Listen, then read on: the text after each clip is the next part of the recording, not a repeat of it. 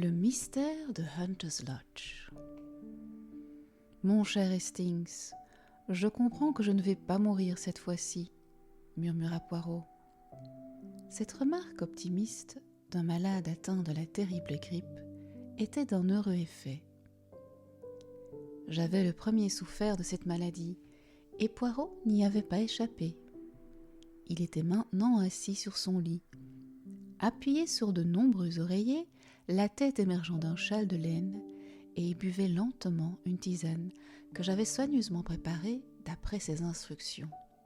« Eh bien oui, continua mon ami, je vais redevenir moi-même le grand Hercule Poirot, la terreur des malfaiteurs. Mais vous êtes une personnalité, Poirot, et heureusement pour vous, vous n'avez manqué dernièrement aucune affaire intéressante. C'est vrai, je n'ai pas regretté les quelques cas que j'ai refusés. » À cet instant, la propriétaire entra. « Il y a en bas un monsieur qui veut absolument voir monsieur Poirot. Ou vous, capitaine Hastings. Il a très grand air. Voici sa carte. » Elle me tendit le Bristol et je lus « Monsieur Roger Havering ». Poirot dirigea ses regards vers la bibliothèque. Immédiatement, je compris ce qu'il voulait et lui tendis le Gotha. Il le feuilleta rapidement. Deuxième fils du 5e baron Windsor, épousa en 1913 Zoé, 4e fille de William Crabb. Dis-je. Je crois bien que c'est elle qui jouait au théâtre Frivolity. Mais elle se faisait appeler Zoé Carisbrooke. Je me souviens qu'elle épousa un jeune homme de la société avant la guerre. « Voulez-vous aller voir ce que désire ce visiteur, Hastings ? Excusez-moi auprès de lui. » Roger Havering était un homme d'environ 40 ans, grand et très élégant. Mais ses traits étaient contractés et ses yeux hagards. Je compris immédiatement qu'il était en proie à une terrible agitation. « Capitaine Hastings, vous êtes le collaborateur de monsieur Poirot, n'est-ce pas ? Il faut absolument qu'il vienne avec moi dans le Derbyshire aujourd'hui. »« Je suis navré, monsieur, mais c'est impossible, répliquai-je. Poirot est au lit, il a la grippe. »« Mon Dieu, murmura-t-il découragé. Cela est un coup terrible pour moi. Je comptais tant sur lui. »« C'est donc une affaire très sérieuse ? » ?»« Oh oui, mon oncle, le meilleur ami que j'avais sur terre, a été assassiné la nuit dernière. »« À Londres ? » ?»« Non, dans le Derbyshire. J'étais à Londres et j'ai reçu un télégramme de ma femme ce matin. C'est pourquoi je suis venu tout de suite prier monsieur Poirot de prendre l'affaire en main. »« Excusez-moi un instant, je vous prie, dis-je, frappé par une idée lumineuse.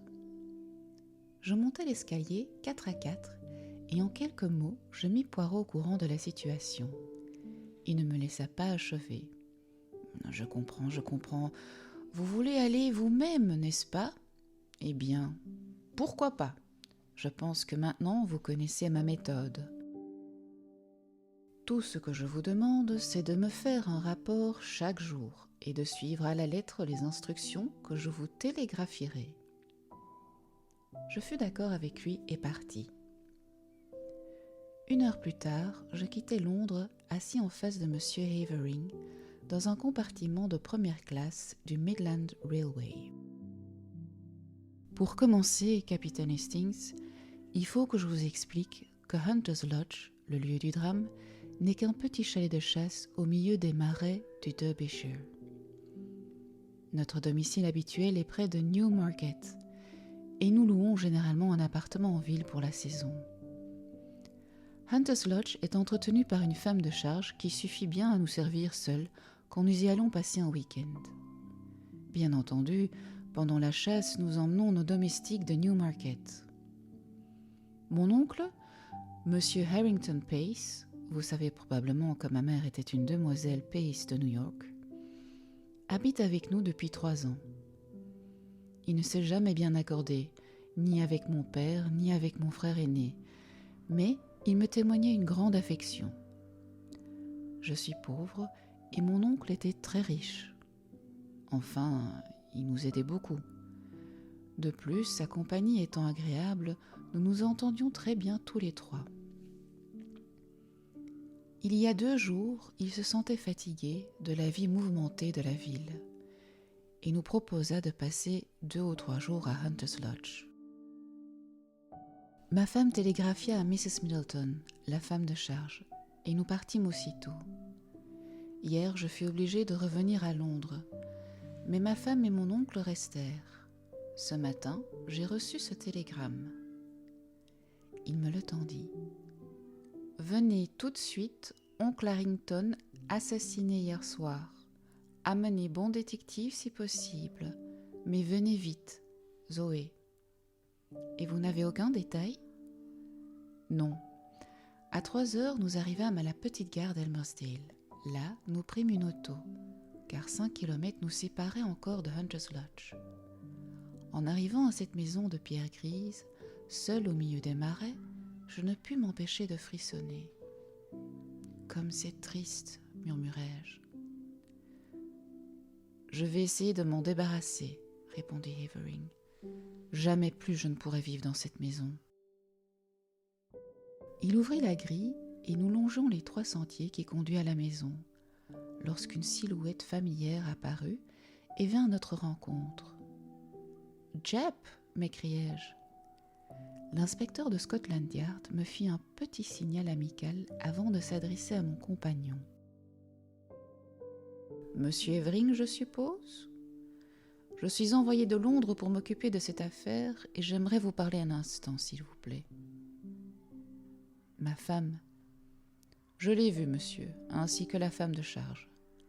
Je ne vous retiendrai qu'un instant, mais il me tarde de retourner au village à présent que j'ai vu tout ce qui pouvait m'intéresser ici. »« Je ne sais rien. »« Évidemment, reprit Japp, mais néanmoins je serais heureux d'avoir votre opinion sur une ou 2 petites choses.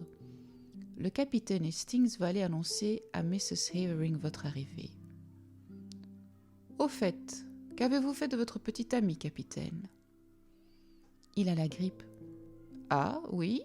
Je suis navré. Vous voir ici sans lui me fait penser un peu à une voiture sans cheval, n'est-ce pas ? »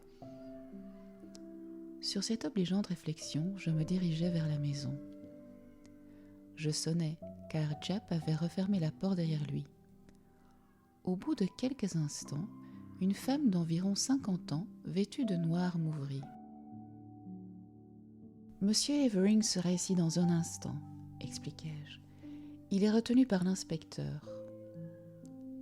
Je suis venu de Londres avec votre maître pour l'aider dans ses recherches. Vous allez peut-être pouvoir me dire en quelques mots ce qui est arrivé la nuit dernière. »«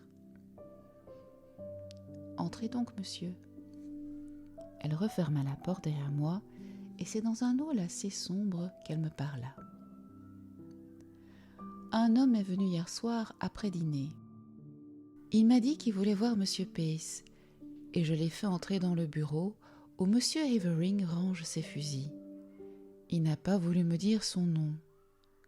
Sur le moment, je n'y ai pas attaché d'importance, mais maintenant cela me paraît un peu étrange. Je suis allée prévenir monsieur Pace, qui semblait étonné de cette visite tardive. Il a simplement dit à madame « Excusez-moi, Zoé, il faut que j'aille voir ce que me veut cet homme. » Puis, il est entré dans le bureau et je suis retournée à la cuisine. Quelques minutes après, j'ai entendu un bruit de querelle et je suis sortie dans le couloir. Au même instant, madame est sortie, elle aussi, et c'est alors que nous entendîmes une détonation, puis un silence de mort. Nous nous sommes précipités vers le bureau, mais la porte était fermée à clé. Nous avons été obligés de passer par la fenêtre, qui était ouverte. À l'intérieur, M. Pace gissait au milieu d'une mare de sang. Qu'était devenu le visiteur ? Il se sera certainement enfui par la fenêtre, monsieur, avant que nous ayons eu le temps d'arriver. Et après ? Mrs. Havering m'a envoyé chercher la police. Il y avait 5 kilomètres de marche à faire. Les policiers sont revenus avec moi et le chef a passé la nuit à la maison. L'inspecteur de Londres est arrivé ce matin. Comment était cet homme qui vint voir M. Pace ? La femme de charge réfléchit un instant. Il avait une barbe noire, monsieur, paraissait avoir de 40 à 50 ans et portait un pardessus clair. Ce qui m'a le plus frappé, c'est son accent américain. Très bien, merci. Pourrais-je voir Mrs. Havering ? Elle est en haut, monsieur. Dois-je l'appeler ?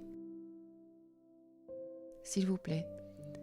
Dites-lui que monsieur Havering est dans le jardin avec l'inspecteur Japp et que le monsieur qui l'a amené de Londres serait heureux de lui parler le plus tôt possible. Entendu, monsieur. Mrs. Havering ne se fit pas attendre longtemps. J'entendis bientôt un pas léger qui descendait l'escalier. Et, en levant la tête, je vis une jolie jeune femme s'avancer vers moi.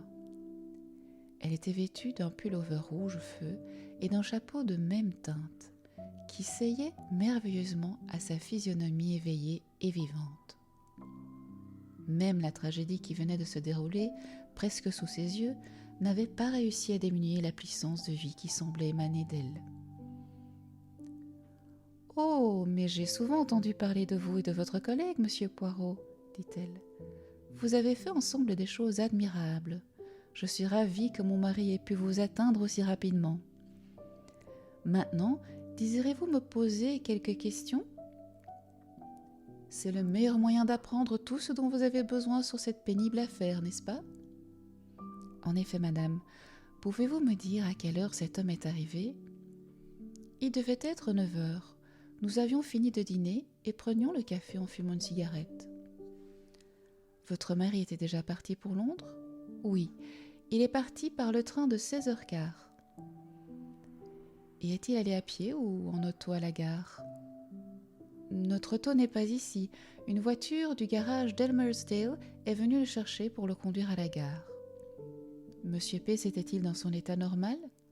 Oh, très normal, à tout point de vue. Maintenant, madame, vous serait-il possible de me décrire le visiteur ? Malheureusement non, je ne l'ai pas vu. Mrs. Middleton l'a fait entrer directement dans le bureau et est venue prévenir mon oncle. Et qu'a dit votre oncle ? Il a paru assez contrarié, mais cependant allé tout de suite voir cet homme. C'est à peu près au bout de 5 minutes que j'ai entendu les voix s'élever. Je me suis précipitée dans le hall au moment même où Mrs. Middleton sortait de la cuisine. À cet instant, nous avons entendu le coup de fusil. La porte du bureau était fermée à clé de l'intérieur et nous avons dû entrer par la fenêtre. Naturellement, cela nous prit quelques minutes qui permirent au meurtrier de s'échapper. Mon pauvre oncle avait reçu une balle dans la tête. Je vis tout de suite qu'il était mort. J'envoyai Mrs. Middleton chercher la police. J'ai bien pris soin de ne toucher à rien dans la pièce, de tout laisser tel que je l'avais trouvé. Vous avez bien fait, mais l'arme... Je crois pouvoir imaginer ce qui s'est passé, capitaine. 2 revolvers appartenant à mon mari étaient accrochés au mur. L'un d'eux n'y est plus.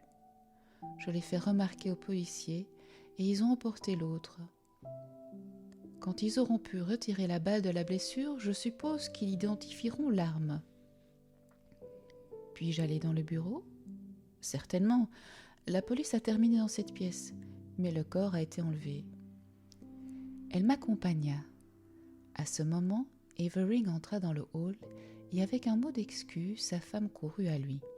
Je restai donc seule pour entreprendre mes recherches. Je ne trouvais aucun indice. Seule, une immense tache de sang sur le tapis. J'examinai tout avec grande attention et pris 2 photographies de la pièce avec le petit appareil que j'avais emporté. J'examinai aussi dans le jardin le terrain à proximité de la fenêtre. Mais il avait été tellement piétiné qu'il était inutile de perdre mon temps. Ayant vu tout ce que Hunter's Lodge pouvait me montrer, je n'avais plus qu'à retourner à Elmersdale et à me mettre en rapport avec Japp. Je pris donc congé des Havering. Je trouvai Jap à Matlock's Arms et il m'emmena voir le corps. Harrington Pace était petit, complètement rasé, le vrai type de l'Américain. Le coup l'avait atteint derrière la tête et fut sans aucun doute tiré de très près. Il se retourna un instant, déclara Jap. Son visiteur arracha un revolver du mur et le tua. Celui que Mrs. Havering nous a confié était chargé, donc je suppose que l'autre l'était également. L'inconscience de certaines personnes est inconcevable. Accrocher 2 revolvers chargés à un mur, oh non, tout de même. Que pensez-vous de tout cela ? Demandai-je quand nous fûmes retirés. Pour commencer, je surveille Havering. Oui, ajouta-t-il devant ma stupéfaction. Havering a 1 ou 2 petites affaires louches dans son passé. Quand il était encore enfant à Oxford, il y eut une histoire au sujet d'un chèque de son père qu'il avait signé. Puis, il a beaucoup de dettes en ce moment. Ce sont des dettes desquelles il n'aurait pas voulu parler à son oncle. Oui, j'ouvrirai l'œil sur lui, et c'est pourquoi je tenais à lui parler avant qu'il n'ait vu sa femme. Mais leurs déclarations concordent très bien. Je suis allé à la gare, et il est réellement parti par le train de 16h15 hier. Cela le menait à Londres vers 10h30. Il dit être allé directement à son club, et si cela est confirmé, il n'aurait bien entendu pas pu tuer son oncle ici à 9h sous l'aspect d'un homme à barbe noire. J'allais justement vous demander ce que vous pensiez de cette barbe. Jap fronça les sourcils. Je pense qu'elle a poussé très vite, pendant les 5 kilomètres qui séparent Elmersdeale de Hunter's Lodge. Tous les Américains que j'ai connus étaient rasés. C'est parmi les associés américains de M. Pace qu'il faudra chercher le meurtrier. J'ai interrogé la femme de charge d'abord, puis sa maîtresse, et leurs dépositions ne se contredisent en aucun point. Mais je regrette que Mrs. Havering n'ait pu voir ce visiteur. Je me mis à écrire un rapport détaillé à Poirot. Avant d'expédier ma lettre, je pus y ajouter quelques renseignements supplémentaires. On avait retiré la balle du cadavre et constaté qu'elle avait été tirée avec un revolver identique à celui qu'avait pris la police dans le bureau de Hunter's Lodge. De plus, tous les déplacements de M. Havering au cours de la nuit précédente avaient été vérifiés, et il fut prouvé qu'il était bien arrivé à Londres par le train désigné. Enfin, une découverte importante venait d'être faite. Un gentleman de Londres, habitant Ealing, avait trouvé le matin, en traversant le passage à niveau, un paquet enveloppé de papier marron entre les rails. En l'ouvrant, il vit un revolver, qui s'empressa de remettre à la police du lieu. Quelques heures plus tard, cette arme fut reconnue comme étant bien celle que nous cherchions, semblable à celle que Mrs. Havering nous avait donnée. Une balle avait été tirée. Le lendemain matin, pendant que je prenais mon petit déjeuner, je reçus un télégramme de Poirot. Naturellement, l'homme à barbe noire n'était pas Havering.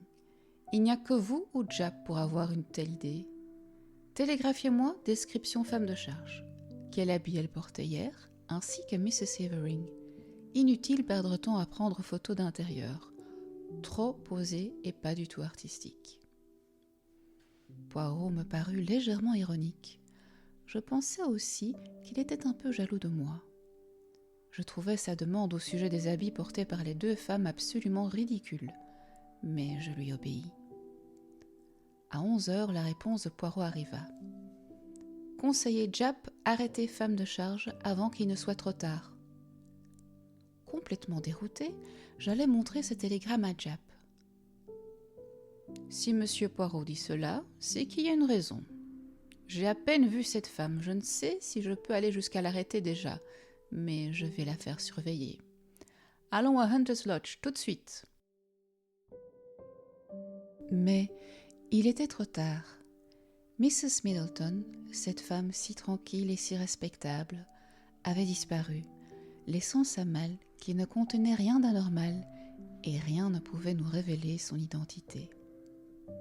Mrs. Havering nous dit ce qu'elle savait d'elle. « Je l'ai engagée il y a à peu près 3 semaines, nous dit-elle, quand Mrs. Emery, notre précédente femme de charge, nous quitta. Elle me fut indiquée par le bureau de placement de Mrs. Selborne dans Mount Street.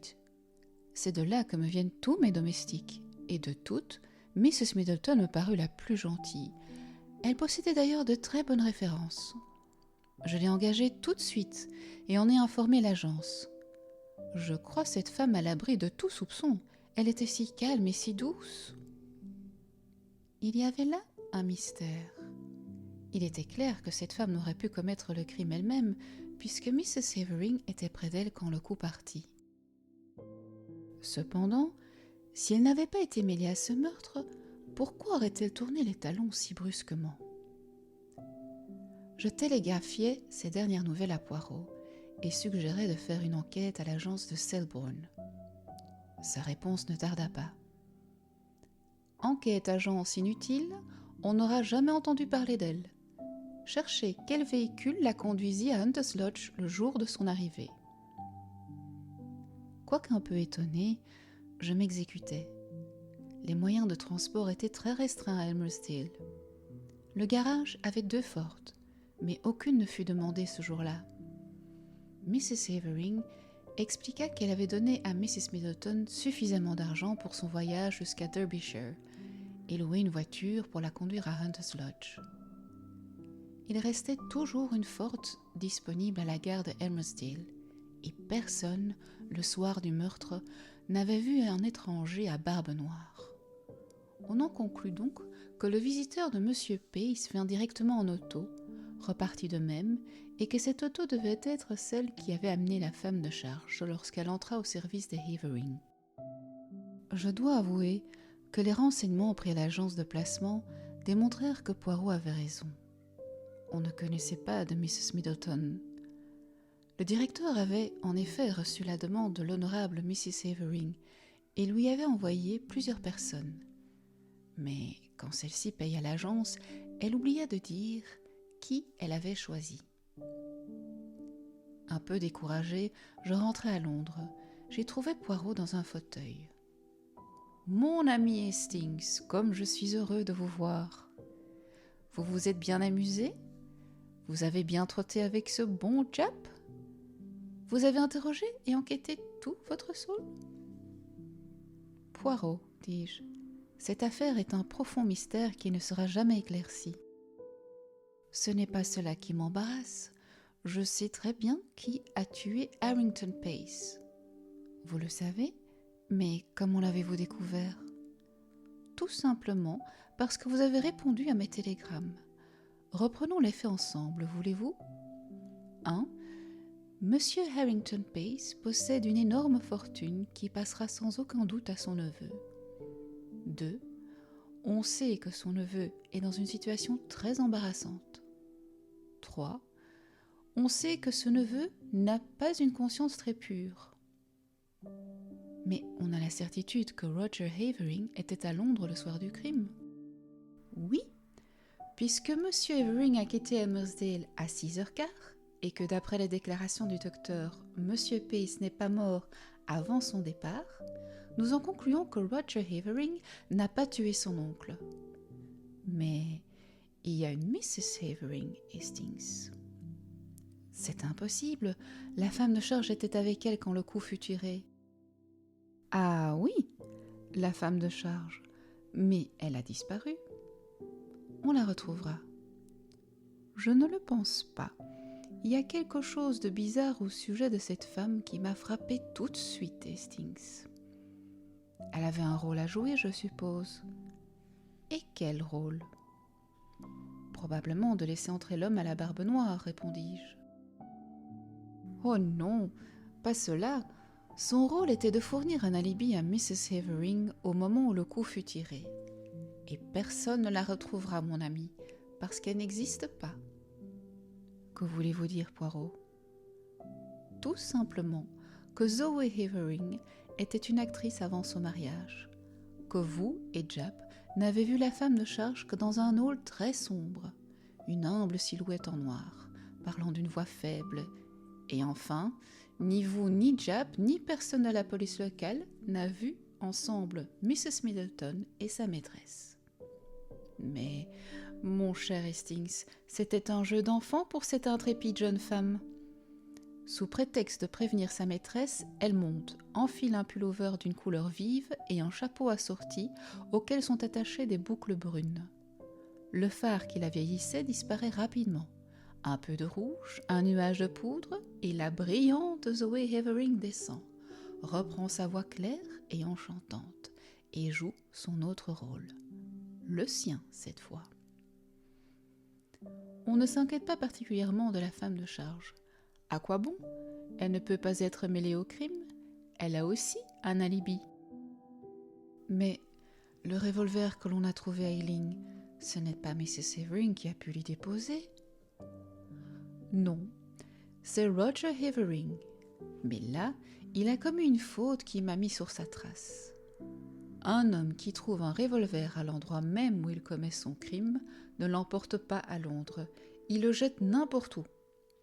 Le plus clair de l'affaire, c'est que les criminels voulaient à tout prix éloigner la police de Hunter's Lodge, en portant les soupçons hors du Derbyshire. Bien entendu, ce n'est pas avec le revolver trouvé à Ealing que M. Pace a été tué. Roger Havering a tiré une balle avec cette arme pour nous dérouter, l'a emporté à Londres et est allé tout droit à son club pour avoir un alibi. Il est reparti immédiatement pour Ealing par le train de banlieue. Là, il a déposé le paquet à l'endroit où on l'a trouvé et est revenu en ville. La charmante créature qu'est sa femme a tranquillement tué son oncle après le dîner. Vous vous souvenez que la balle l'a atteint derrière la tête ? Puis, elle a rechargé le revolver, l'a remis à sa place et a commencé à jouer sa petite comédie. « C'est incroyable !» murmurai-je fascinée. « Et cependant, c'est vrai. Mais oui, mon cher, vrai. Quant à faire comparaître ce couple en justice, c'est une autre histoire. J'ai écrit tout cela à Japp. Il faut qu'il fasse tout ce qu'il pourra. Mais j'ai bien peur, Hastings, que nous soyons obligés de laisser ces criminels au bon gré du sort, ou du bon Dieu si vous préférez. » Poirot avait raison. Il fut impossible d'établir des preuves suffisantes pour permettre l'arrestation des Havering. La grande fortune de M. Pace passa aux mains de ces assassins. Cependant, elle ne leur porta pas bonheur. Quelque temps après, je lus dans les journaux que Roger et Mrs. Havering se trouvaient parmi les victimes de l'accident d'avion du courrier Paris-Londres. La justice était satisfaite.